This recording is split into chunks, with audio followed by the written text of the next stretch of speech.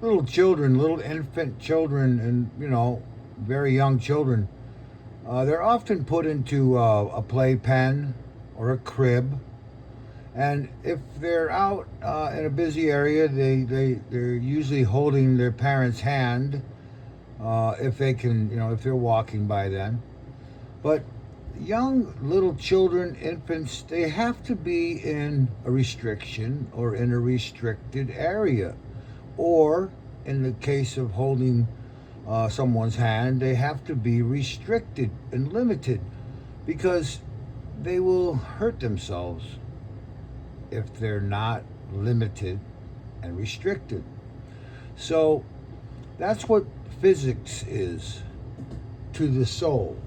That's what physics is to you as a living being. Physics is the playpen that you're growing in.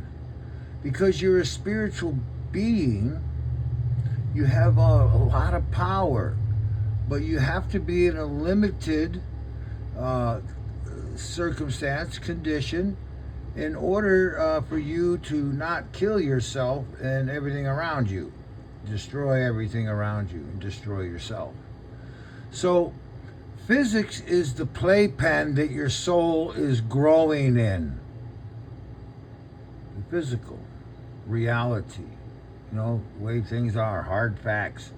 But there's magic, because there's always a law and a governing force over things in physics, mathematics and all that, geology and biology, the sciences of everything. But there's always a physical law that can override another physical law. And basically override the law. And I was talking about that using water as an example. Water flows. That's the way it is. It's fluidic. It's liquid. Or is it? Because if it's frozen, then it's solid. So it's like it overrode the law of its own physics, because it's supposed to be flowing and liquidic and fluidic and all of that, and all of a sudden it's as solid as concrete. So another physical law overrode another physical law, and I was talking about, if that continues and you get into that far enough, you find out that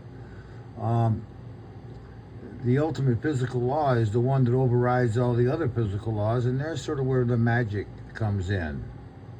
But to be in the physical reality, to be in this realm of the quartering, the 1111, this is the playpen, and we need it because we are powerful, minded spiritual beings, and you manifest from your mind.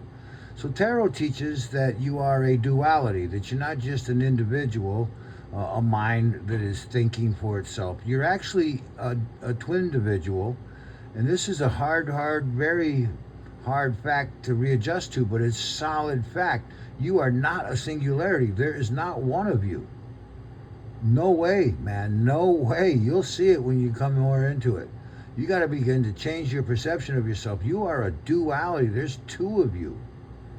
You're like a pair of conjoined twins. You don't know this, but you are.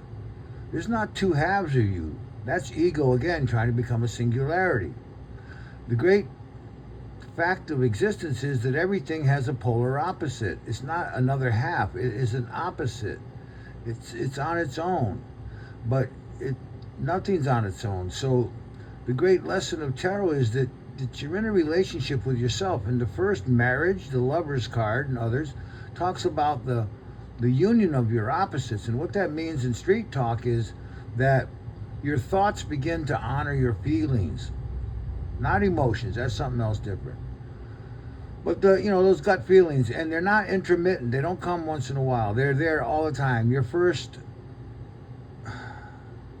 thought was actually a feeling.